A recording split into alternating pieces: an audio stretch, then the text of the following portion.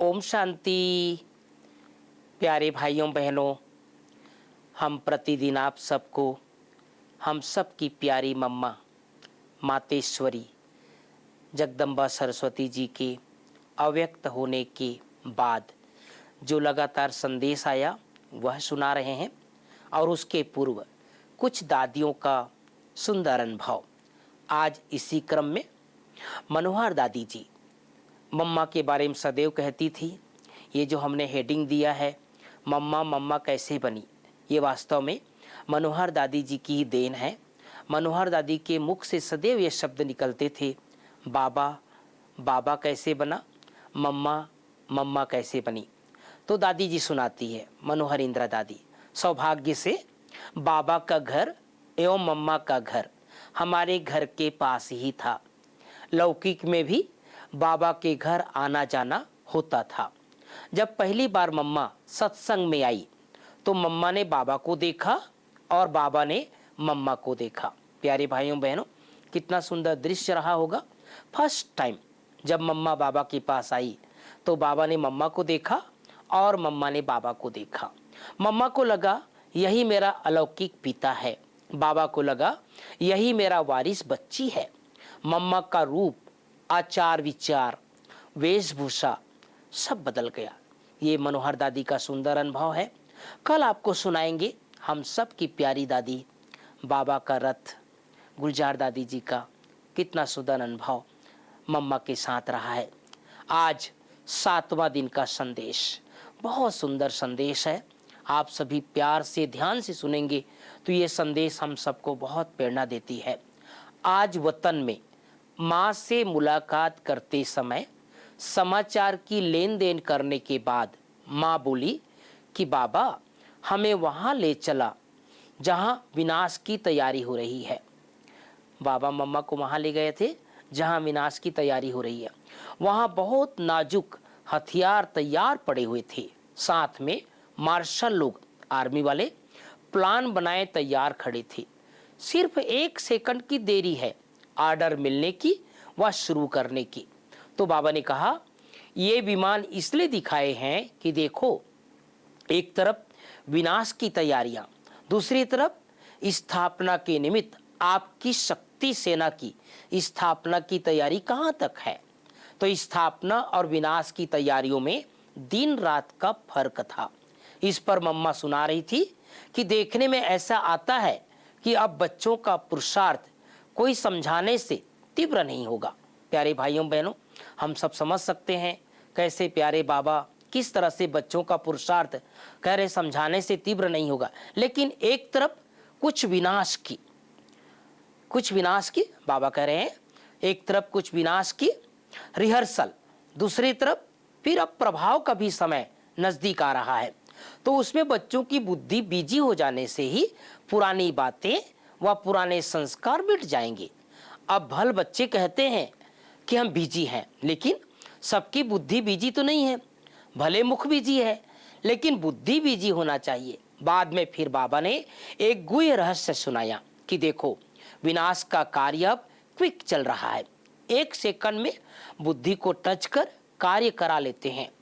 इसी रीति से अब स्थापना का कार्य भी जल्दी जल्दी होना है। इसलिए मम्मा को भी सूक्ष्म वतनवासी बनाया हूं ताकि वह भी बुद्धियों को प्रेरित कर स्थापना का कार्य जल्दी करा सके और प्रभाव निकल जाए।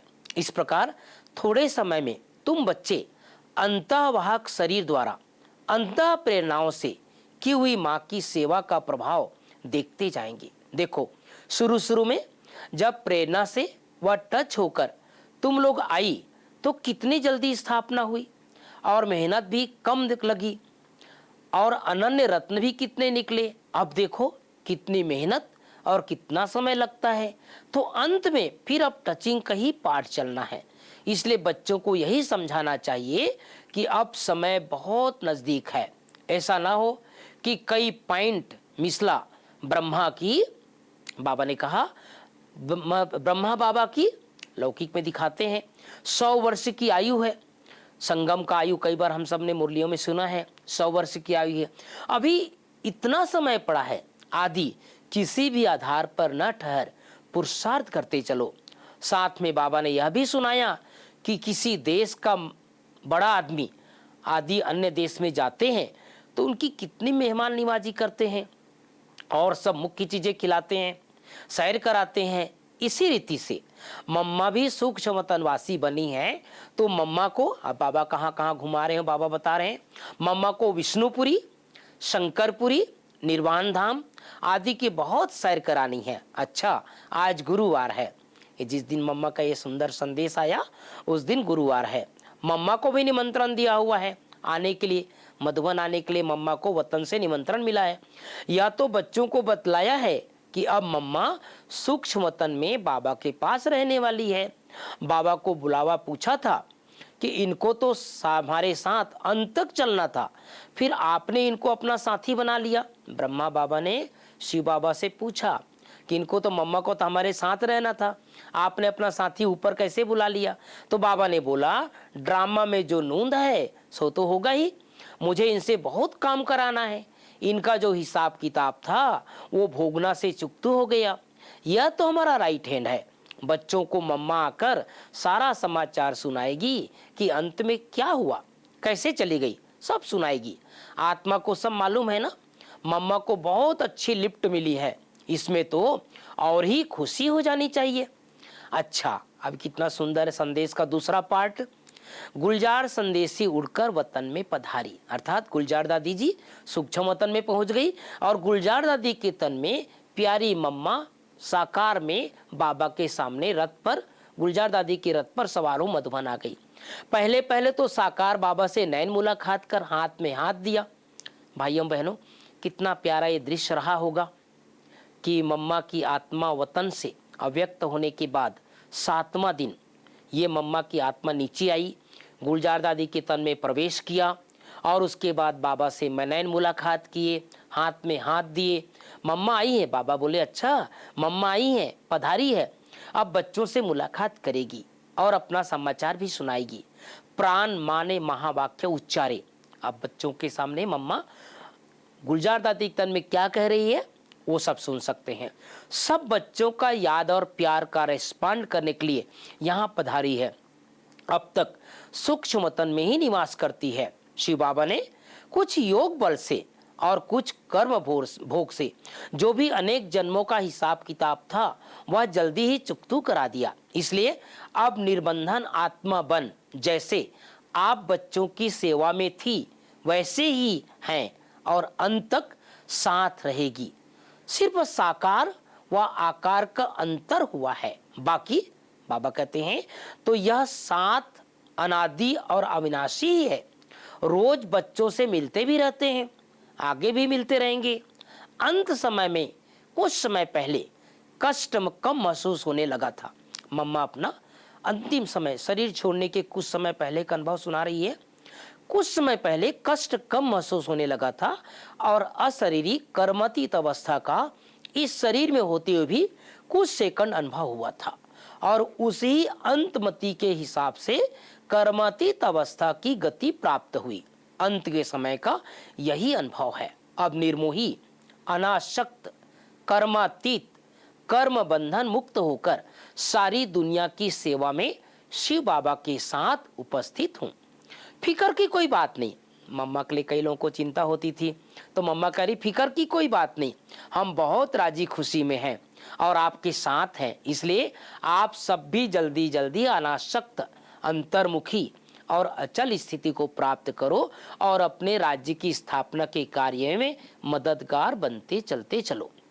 साकार बाबा ने कहा, मम्मा आप जैसे सब बच्चों को भोग देती थी वैसे अपने हाथों से सबको प्रसाद दो।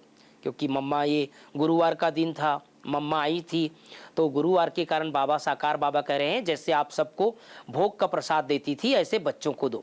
फिर नियम प्रमाण सबको अमृत पिलाकर बाप दादा अव्यक्त मम्मा के पास भेजते गए और मम्मा हर एक को मीठी दृष्टि देते भोग का दोना हाथ में देती रही। बीच में किसी से इशारे से सुख समाचार भी पूछती गई, किसी से खास मुस्कुराते मुलाकात की, कोई ने किसी की याद दी तो उसके प्रति फल भी दिया। कितना प्यारा नजारा रहा होगा भाई बहनों। किसी ने याद दिया, किसी ने मुलाकात किया, किसी ने बात किया, तो मम्मा को किसी ने याद दिया तो मम्मा ने उस समय उसके लिए फल भी दिया। मतलब ऐसे लग रहा था जैसे कि प्यारी माँ रूप बदल कर आई है। इस प्रकार भोग देते देते लगभग 2 घंटे बीत गए। जब सबको भोग मिल गया तब बाप दादा मीठी माँ के सामने संदली रख बैठे और नैन मुलाकात के साथ साथ अव्यक्त मुलाकात होने पर हस्त कमल से प्यारी अव्यक्त माँ को घर का फल और भोग का शगुन कराते रहे।